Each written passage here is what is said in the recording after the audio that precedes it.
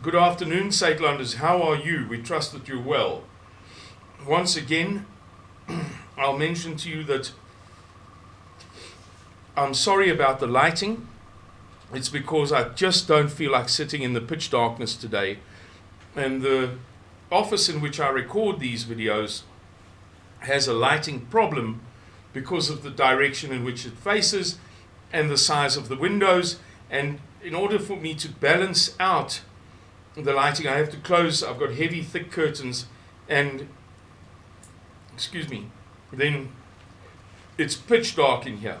But you don't see it because the camera can then open, there's a balance, so it opens the iris big, and it looks like it's okay, but it's actually pitch dark for me, and I'm not in the mood today. I just did a video that I ended abruptly because I pressed stop rather than pause. I thought I had an emergency in my kitchen. I thought I could hear a noise that sounded like water going crazy. Psst. And in my urgency to attend that, I pressed stop instead of pause, dashed there, and anyway, I decided I would use that video, even though it ended so abruptly, because I had told 99.9% of the story already, and I think people will benefit from it.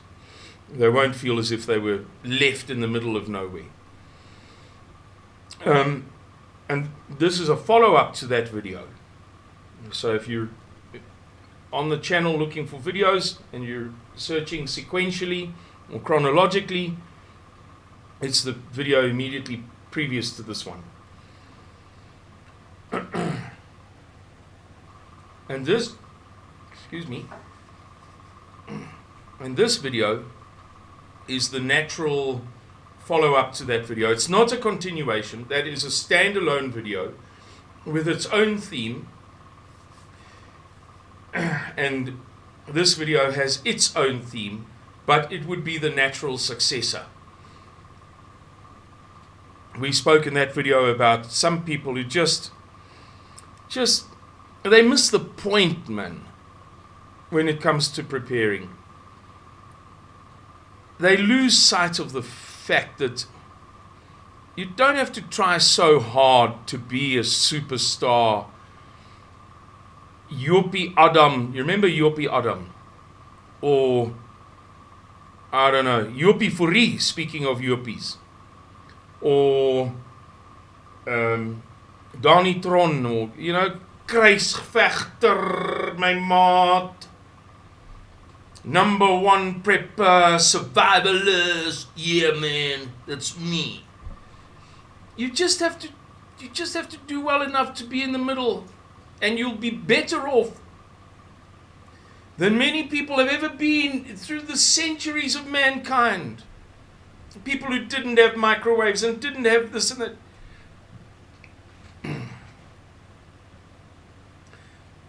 Don't try so hard to be a hero, and you won't fall so hard on your backside. So it had a lot to do with prepping. That wasn't the core theme, but you can work out for yourself that prepping comes into that subject of the mentality, the right mentality of going into a crisis.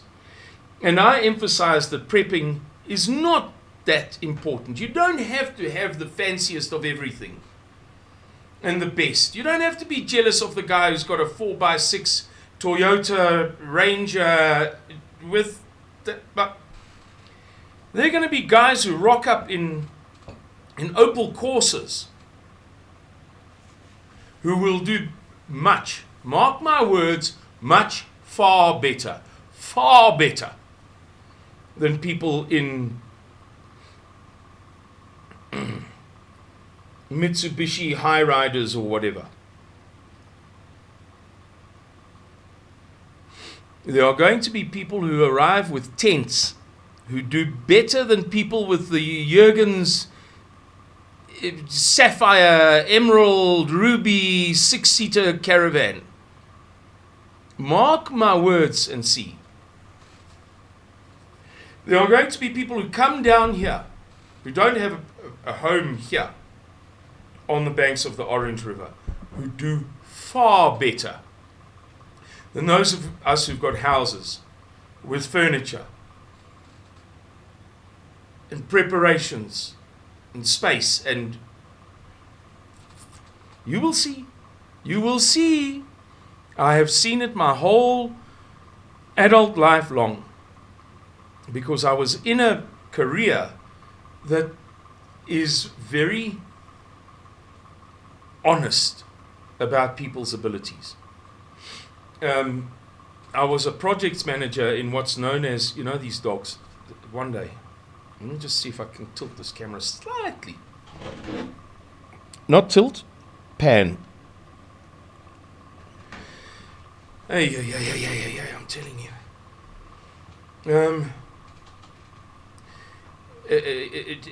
I was in what's known as special projects management, and it's basically live events, but not weddings and bar mitzvahs and fashion shows and that kind of thing. It's very serious, if I can use that word. Very big, world record breaking, global broadcasting, very large rock and roll shows, huge ones. And they become something other than a festive occasion. It becomes a very, very serious environment. The people who do that work tend not to be pleasant people, because it is so demanding. It's a world away from a wedding or a bar mitzvah or a, fancy dinner. It's a world of very, very serious people working to extremely high standards. And it's a bit like, I wanted to say like brain surgery, but that's not a good comparison, because there's no good in the work that I used to do. It doesn't serve a good purpose. It doesn't better the world, whereas medicine, of course, does. But I was going to use that example because it is equally unforgiving. You can't be a brain surgeon with a record of patients dying under your knife. Likewise, you can't be in special projects if you have a record of messing up the sound for Elvis Presley or Michael Jackson or U2 or whoever, Taylor Swift, I don't know. You have to be very, very, very good at your job. This sounds like bragging now. I hope it's not taken the wrong way. And people who are not get sieved out ruthlessly. It is ruthless. And so I had the opportunity to witness how you can bull dust only to a point. You can bull dust in... I'm reading a book now by an author about the shambles of the new South Africa. And it's mind-blowing. I was blissfully unaware that I was so ignorant of how super disastrous the African National Congress really is. You can bull dust as the Minister of Education, as an ordinary doctor, I suppose, I don't know. But there's a point beyond which you can't bull dust. You can't bull dust your way through the 100 meters final at the Olympics. You can't bull dust your way through whether the show did or didn't start on time, and whether it did or didn't happen, and whether the sound was or wasn't perfect. And likewise, in die tyd wat voorlê, you are going to see people arrive in Opel courses, I'm telling you, and they will be judged not for their Opel Corsa, they will be judged for whether the plant grew or did not grow. And you will see a lot of bull dusters who were able to bull dust the government, who were able to bull dust tenders, who were able to bull dust business partners, who were able to bull dust suppliers and clients and staff and everybody else in the world, and who made a lot of money. I'm not saying every successful businessman is a bull duster. I'm saying there are going to be many people who come down in a 6x17 Opel, what you call Isuzu something. And they will be able to bull dust nobody. But if you come with a set of wood chisels in a time when nobody has tools, that will be all that you are judged by. He has the chisels in his hand. He is able to chisel the wood out of the thing that fits into the thing because of the thing. And that's all that counts. Give him a bowl of mealie pop.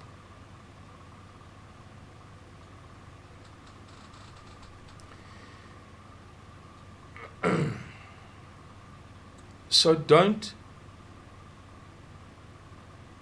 overdo the prepping thing. If you've got the money and it's burning a hole in your pocket, by all means, buy whatever buy a jet, buy a helicopter, buy the biggest rifle that you're legally allowed to own in South Africa. Please yourself.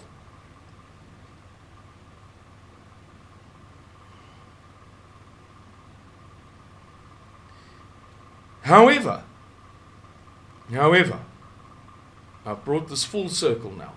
I think I've done a very good job of setting your mind at ease that we are not going to obsess about who has the most beans stashed under their bed.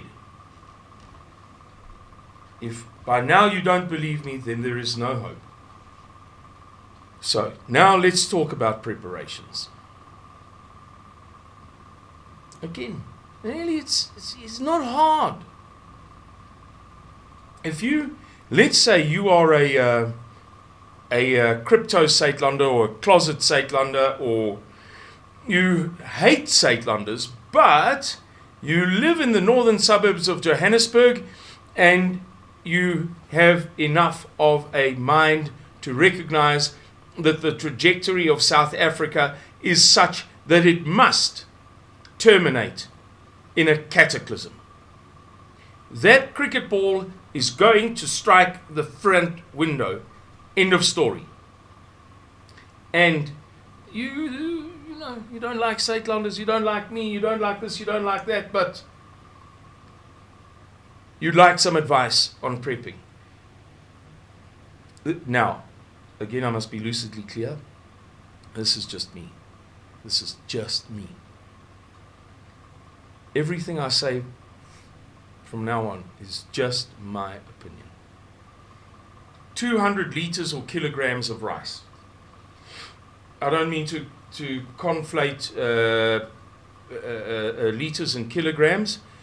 Rice, I'm sure, doesn't have the same specific gravity as water does, but roughly the 200 kilograms of rice that you could put into a 200-liter drum, a 44-gallon drum, which is actually 210 liters.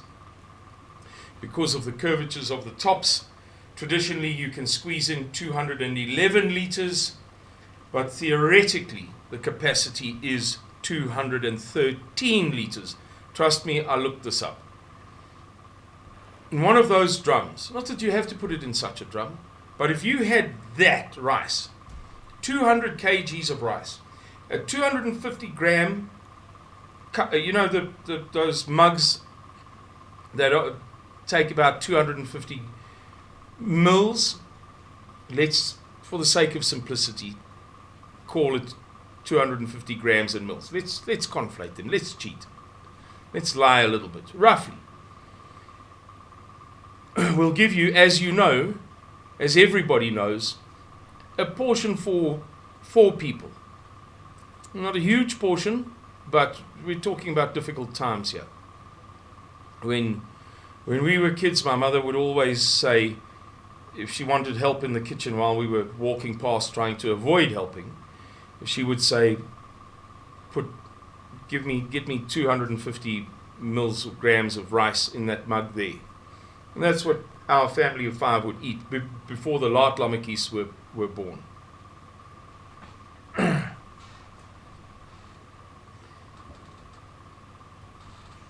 So that's 4 meals. Therefore, in a kilogram, there are 16 meals. In 100 kilograms, there are 16, 160, 1,600 meals. In 200 kilograms, 3,200 meals.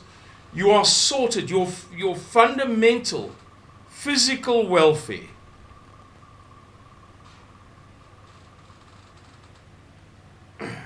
is sorted. I'm talking about the fundamental, the foundational physical welfare, which is dictated by clean water and food. The food part you've got covered for a long, long, long time. Whether it's between 2 people, there are 3,200 meals, or between 4, 800 meals each. Just that one simple, childlike, simple preparation. And you'll be way better off than the overwhelming majority of people. If you see drama coming in South Africa and it's starting to worry you, and you feel that now is the time to, maybe I don't like Simon, don't like his videos, don't like nothing, but maybe I should, I don't know. I don't even know where to begin. Oh. Rice at 10 rand a kilogram. 100 kgs, 1,000 rand. I'm not saying all rice is only 10 rand a kilogram. I'm saying if you make the merest amount of effort to go to a wholesaler, an Indian wholesaler in Fordsburg or in Pretoria or anywhere for that matter, you're going to pay roughly 10 rand a kilogram. So for 1,000 rand or 2,000 rand, 200 kgs, but even, if you think in simple terms, 1,000 rand to begin with, perhaps, and a container. And that doesn't have to be complicated. You can use second-hand Coke bottles. Everybody does. I must have, I don't know, but I've used many. Or if you get one of those plastic drums, those 200-liter drums, 44-gallon drums, traditional 44-gallon drum. I don't know what they cost. $300? Who knows? One in mint condition that's not going to contaminate your food. Or one of the plastic versions of those traditional 44-gallon drums, one of the newer plastic ones. Off the shelf from Westpac. I don't know, a couple of $100. There, you're sorted.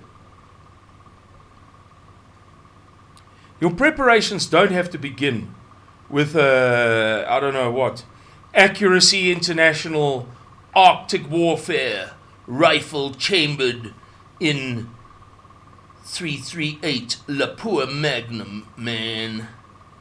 I'm tough, yeah. It doesn't have to be like that. And as the very famous prepper Jaco says, I'm getting slightly off the topic.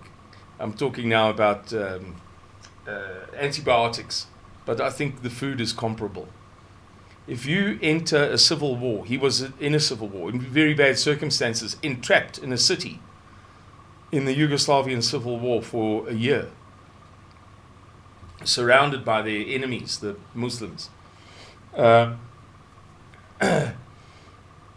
He said, if you've got antibiotics and no guns, no weapons, no nothing, and somebody else has got those things, and you say, I'm willing to trade for that, He said you'll get tanks in return.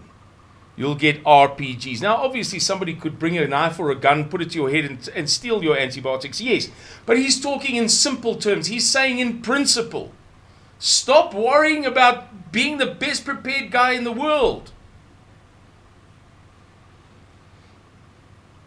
Just make a basic effort and you'll be fine. And you will find that other people do your preparations for you. Look, if you arrive in this crisis that we're anticipating as a doctor, basically, I'm not on the antibiotics thing now, I'm just using doctors as an illustration because politicians, lawyers, and what have you are of no use whatsoever. You arrive as a doctor with the ability to save the lives of children. What you will rapidly discover is that hundreds of people have been making your preparations for you for 20 years.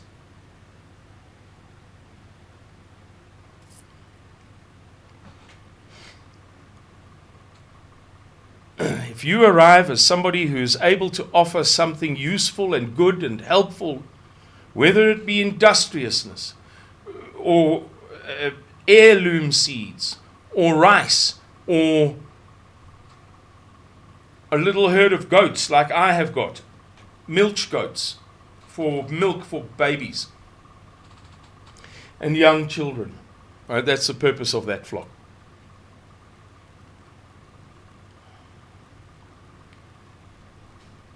You will eat, you will survive, you will get given for mahala a rifle, some rounds, food, antibiotics, a place to sleep. That's how it works. A rich bullduster who arrives with everything that opens and shuts and then discovers that he desperately needs X, Y, or Z is going to,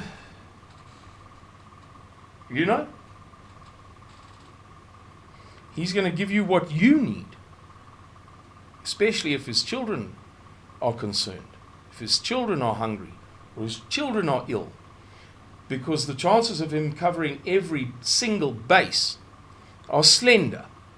There will be many people who come down here who are completely self-sufficient, who need nothing from you, wealthy people. But when I say many, the 100 or the 1,000 or the 5,000 of them that are like that are going to pale by comparison with the 55,000 who are not. The 55,000 wealthy who have very little to offer except their preparations.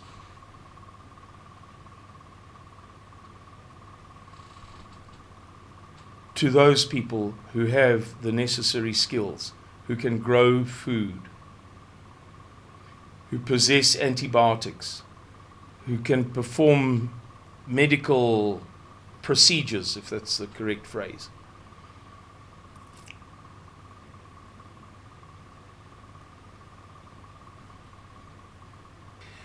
I think I'm going to end the video here because it's already quite long and I've only mentioned a couple of preparations. So let me do another video in which I just run through various ideas for preparing and not dwell on the